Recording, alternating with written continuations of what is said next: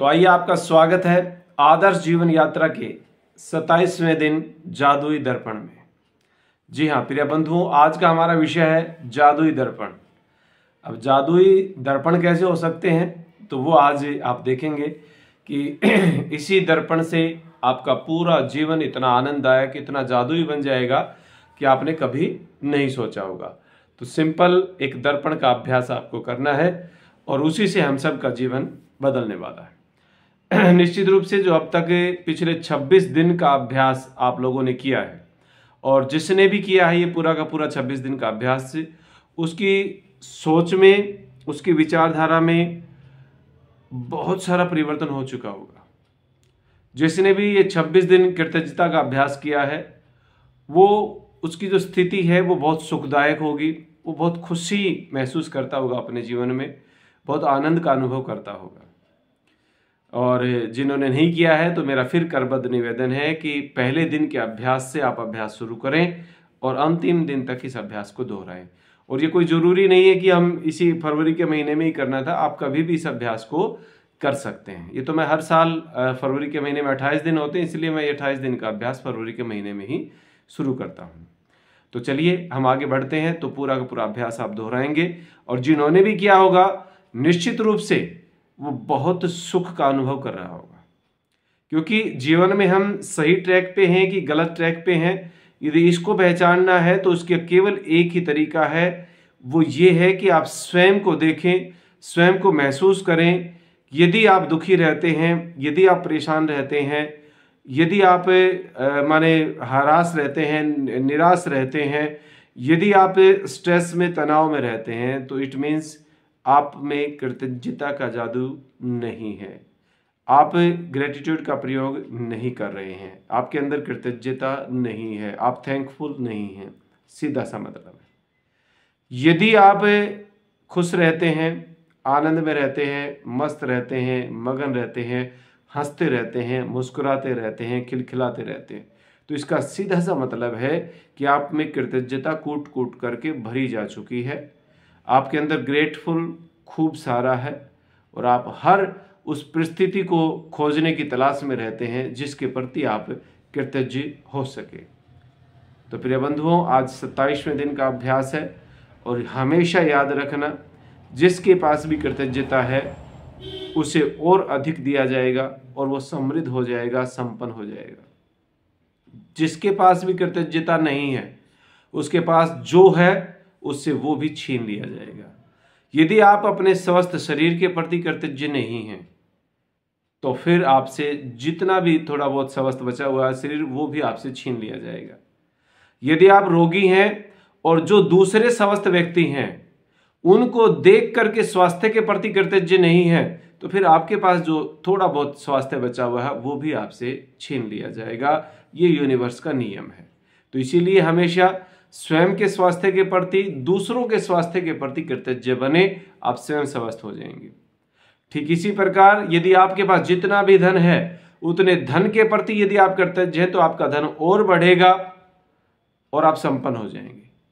यदि आप स्वयं के धन के प्रति भी रोते रहते कि मेरे पास तो कमी है, मुझे भगवान ने धन नहीं दिया, मुझे भगवान ने अच्छा काम नहीं दिया, मुझे भगवान ने अच्छी जॉब नहीं दी, तो फिर आपके पास जितना भी है, जो भी अवस्था, उसे भी आपसे छीन लिया जाएगा।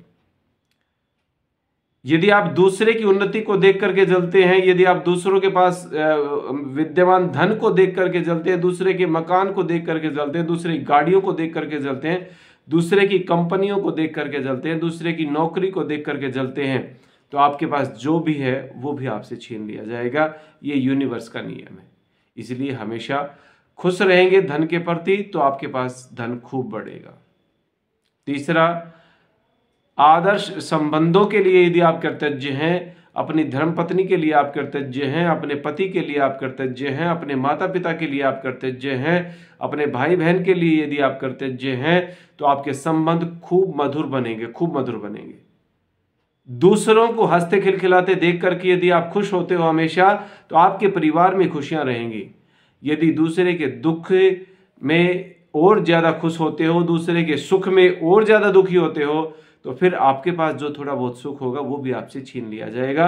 आपके संबंधों में कहीं न कहीं विच्छेद होने लगेगा, कहीं न कहीं एक माने अलगाव की स्थिति जो है ना आपके बीच में आनी शुरू हो जाएगी।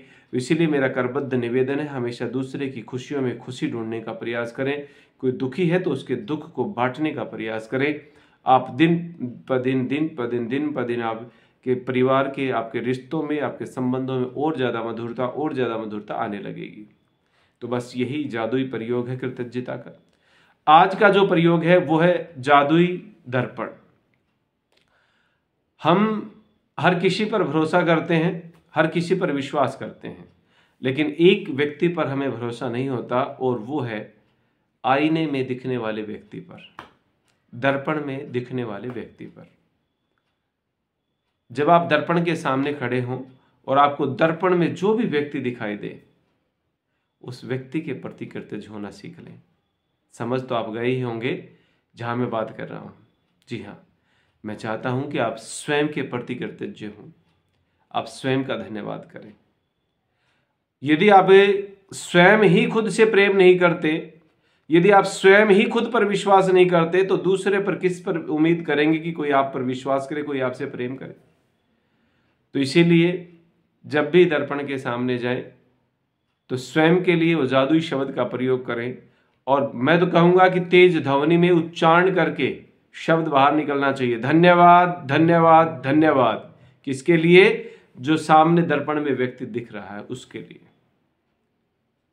इतने सुंदर शरीर के लिए धन्यवाद करें, इस समस्त शरीर के लिए धन्यवाद करें, इस शक्तिशाली शरीर के लिए धन्यवाद करें। ये परमपिता परमात्मा का विशेष उपहार हमें जो मिला है, इतना अच्छा गिफ्ट हमें मिला कि मनुष्य देह में हमें स्थान मिल गया। इस उपहार के लिए धन्यवाद करें।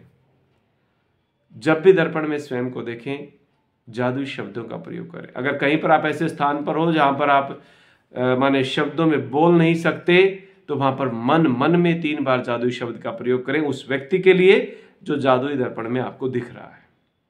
ठीक है, उम्मीद करूंगा कि आप इस प्रयोग को बहुत अच्छे से दोहराएंगे, बार बार दोहराएंगे, और जैसे जैसे ये प्रयोग आगे बढ़ता जाएगा वैसे वैसे आपके जीवन में माने जादू जो है वो बढ़ता चला जाएगा। आप जो सोचेंगे, जो विचार करेंगे, वो एकदम से सामने आने लगेगा, पूरा होने लगेगा वो। तो आपकी समस्त सद मनोकामनाएं, बुरी मनोकामना कभी किसी की पूरी नहीं होती है, ये ध्यान रखना। जब भी किसी के बारे में बुरा सोचेंगे आप, तो आपका खुद का बुरा होने लगेगा। तो हमेशा सद मनोकामनाएं ही आपकी पूर्ण होंगी। जो अच्छी अच्छी मनोकामनाएं आपकी सारी की सारी पूर्ण हो जाएंगी। जो आपकी इच्छाएं हैं सारी पूरी हो जाएंगी, लेकिन वो इच्छाएं स्वयं के हित में हो, दूसरों के भी हित में हो।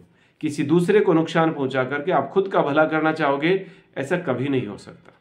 ठीक है, तो इसीलिए आज का जो प्रयोग है, आप अभी जैसे आपने वीडियो देखी, जैसे वीडियो खत्म होते तुरंत आप एक आईने के सामने जाएंगे, दर्पण के सामने जाएंगे, और वहां पर दर्पण में जो दिखे, यानी कि आप स्वयं के लिए वो जादुई शब्द का प्रयोग करेंगे, धन्यवाद धन्यवाद धन्यवाद।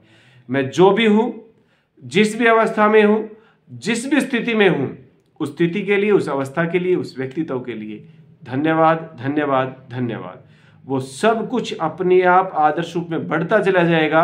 आपको पता ही नहीं चलेगा कि आप कब संपन्नता की तरफ बढ़ते जा रहे हैं, समृद्धि की तरफ बढ़ते जा रहे हैं। ठीक है, ये बहुत सरल और साधारण सा प्रयोग है, लेकिन बहुत मैजिकल है, बहुत जादुई प्रयोग है। तो उम्मीद ये करूंगा कि आप इसको बहुत सहजता से करेंगे, दिल से करेंगे और पूरी जुनून के साथ। और एक और निवेदन मैं आपसे करूंगा, जितनी कृतज्ञता आपने इन 26 दिनों में, पिछले 26 दिनों में औरों के प्रति दिखाई है, मैं तो चाहूंगा कि उससे कई गुना कृतज्ञता आप इसके लिए दिखाएं, स्वयं के लिए दिखाएं। जो जादुई दर्पण में आपको दिख रहा है, उसके लिए प्रकट करें कृतज्ञता। तो जितनी इन 26 दिनों में कृतज्ञता प्रकट की, कोशिश करना उससे ज्यादा कर पाए, नहीं तो उतनी तो कृतज्ञ कम से कम आप इस शरीर के प्रति होना, स्वयं के प्रति होना। ठीक है, बस आज के लिए इतना ही। अगली बार फिर मिलेंगे एक नए विषय में, एक नई वीडियो के साथ में, 28वें दिन के अभ्यास में। तब तक के लिए आप सबको सादर प्रणाम। एक बार फिर से मिलेंगे अगले विषय के साथ में। आप सबका बहुत बहुत आभार, धन्यवाद धन्यवाद धन्यवाद।